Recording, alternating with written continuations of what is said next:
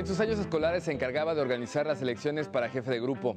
En el 2012 se convirtió en la autoridad que avaló el resultado de las votaciones en las que más de 50 millones de mexicanos elegimos a nuestro más alto representante. ¿Cuál ha sido el camino de una mujer para llegar a ser integrante del Tribunal Electoral en México? ¿Cómo evalúa su participación en las más recientes elecciones? Hoy conversaremos en corto con María del Carmen Alanís, la primera mujer que ocupó la presidencia del Tribunal Federal Electoral y promotora de la ley que obliga a los partidos políticos a cumplir con cuotas de género, con el propósito de impulsar la participación del sexo femenino. Lo invito a que se quede con nosotros. María del Carmen Alanís Figueroa nació el 21 de marzo de 1967 en la Ciudad de México. Desde niña, Carmen se sintió privilegiada por haber nacido en la misma fecha que Benito Juárez, el personaje histórico que más admira. Su apego a la ideología del Benemérito de las Américas que aprendió de su padre y abuelo, la impulsaron a estudiar con éxito la carrera de Derecho en la Universidad Nacional Autónoma de México. Sus habilidades en esta profesión le abrieron pronto las puertas en institutos del extranjero como la Universidad de Harvard y la de Londres. Consciente de la importante contribución de la mujer en la toma de decisiones, Alanís Figueroa ha participado en más de 20 sesiones y encuentros plurales que buscan la equidad de género en nuestro país. A los 20 años de edad, Carmen Alanís se desempeñó como secretaria auxiliar del Tribunal de lo Contencioso Electoral y 15 años después ocupó la Secretaría Ejecutiva del Instituto Federal Electoral para convertirse en el año 2007 en la primera mujer en presidir el Tribunal Electoral del Poder Judicial de la Federación. En el año 2012, Carmen Alanís fue nombrada Mujer del Año por su impecable trabajo al frente del tribunal, además de su impulso al sexo femenino en todos los ámbitos. Igualdad y honestidad son los dos principios que siempre he tenido presente. Primos, primas, hombres, mujeres, adultos, jóvenes, niños, siempre tuvimos los mismos derechos. El amor por las leyes es una tradición que se transmite de generación en generación en la familia de Carmen Alanís. Su abuelo fue procurador de justicia durante el gobierno de Álvaro Obregón y su padre ejerció el mismo cargo en el sexenio de José López Portillo. Durante su infancia, la Constitución no solo representó el libro que establece los derechos y obligaciones de los mexicanos, también se convirtió en el vínculo que unió a la pequeña Carmen con algunos de los miembros más queridos de su familia. Mi abuelo y mi padre son abogados, mi abuelo ya no vive, mi padre sí. Mi hermano, somos 4 hermanos, yo soy la menor, el tercero es el que sigue en edad hacia arriba, también es abogado.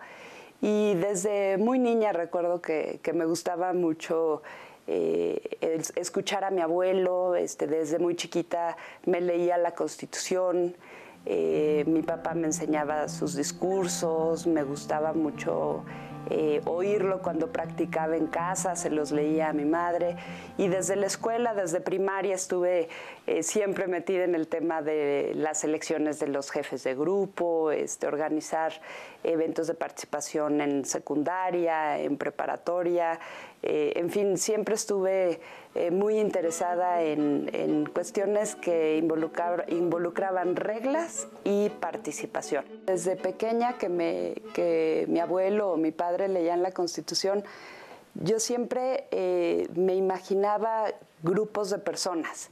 Entonces, el artículo 3, el derecho a la educación, entonces yo hacía una representación gráfica de los derechos de la Constitución. Entonces me imaginaba los derechos de los niños en las aulas, los maestros, etcétera. Entonces, a mí siempre me gusta estudiar o entender algún asunto, algún problema en particular y trato de hacer una representación gráfica del problema, pero en un contexto real.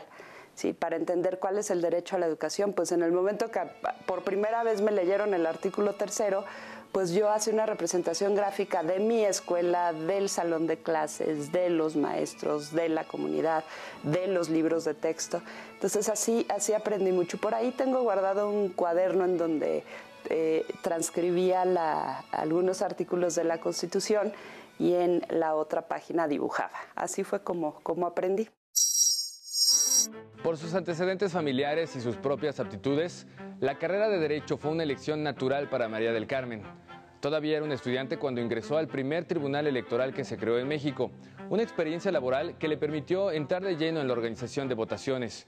En 25 años de trabajo, Alanís ha sido testigo de la transformación del sistema electoral mexicano, convirtiéndose en una presencia constante en las instituciones encargadas de resguardar la confianza de los votantes. Cuando estudiaba la materia de teoría del Estado, acababa de haber una reforma en México, constitucional y legal, en 1987, y se creó el primer tribunal electoral en México, el Tribunal de lo Contencioso Electoral.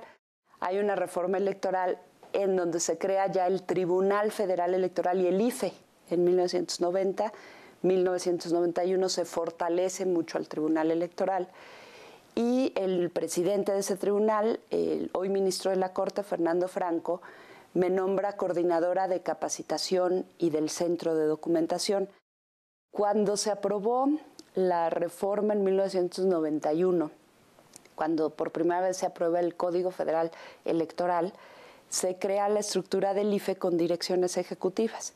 Y como comentaba que participé de alguna manera en esas reformas, yo ahí pensé, me encantaría de llegar al IFE ser directora ejecutiva de capacitación y educación cívica. Y pues se me dio esa oportunidad, fui propuesta por el maestro José Woldenberg, quien era el presidente del IFE, y estuve de directora ejecutiva de 1999 a 2003. Es una tarea apasionante. Estaba a mi cargo la integración de más de 100,000 casillas electorales para las elecciones federales y los programas de educación cívica. En el 2006 concluían su encargo los magistrados electorales. La Suprema Corte emitió una convocatoria para magistrados electorales de la Sala Superior. Después de las elecciones de 2006, que fueron controvertidas, cuestionadas, en fin, y yo con la experiencia pues, de varios años en la materia electoral, mi reflexión fue, bueno, ahí empecé, me he formado, he perfeccionado mis conocimientos en la práctica, en la teoría, en la materia electoral, y me parece que puedo aportar algo por México. Se necesitaba perfiles con experiencia electoral y decidí participar en una convocatoria pública abierta. Fue un ensayo, una comparecencia ante los 11 ministros de la Corte. Me estaba muriendo del nervio, ¿no? Ir a sustentar tu ponencia con los principales juzgadores del país. Después integraron ternas, se mandan al Senado de la República, lo mismo, comparecencia con los senadores y una votación de las 2/3 partes para ser electos magistrados electorales, y pues fui electa magistrada electoral.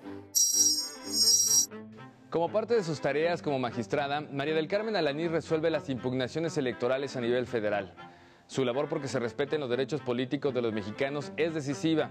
El propósito de su trabajo es dar cumplimiento al principio del tribunal, proteger la elección como su obligación. Para Alanís, formar parte del tribunal y tener voz y voto sobre las decisiones trascendentales para el futuro de México significa una enorme responsabilidad.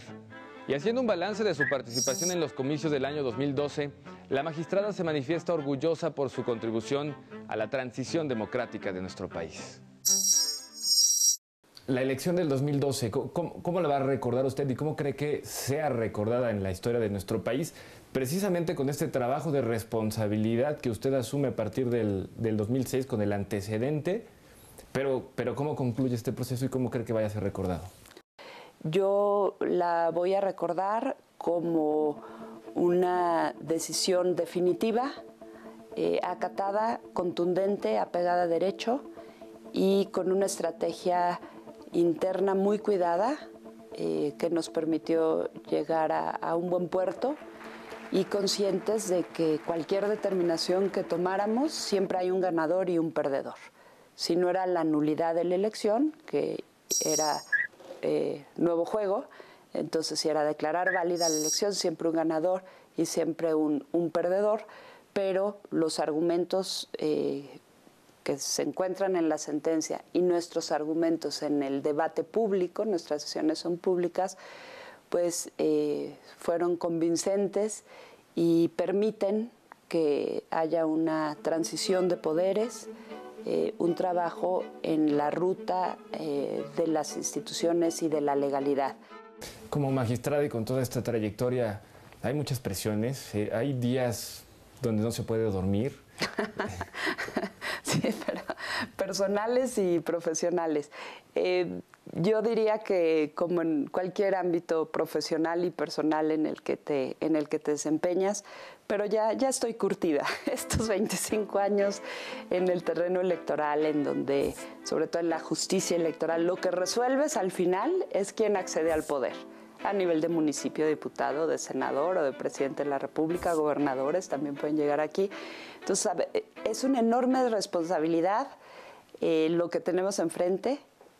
No nos podemos equivocar, pero la mejor defensa son nuestras sentencias. Lo que uno decide está escrito en un documento público que es una sentencia y que se tiene que cumplir. María del Carmen Alanís se dice afortunada porque desde su posición ha podido ejercer su trabajo con igualdad de condiciones y oportunidades. Aún así, la magistrada reconoce el rezago que se vive en México, incluso en instituciones como el propio Poder Judicial. Por ello, uno de sus mayores objetivos es impulsar propuestas para que, al igual que ella, todas las mujeres tengan la oportunidad de acceder a las estructuras del poder y toma de decisiones.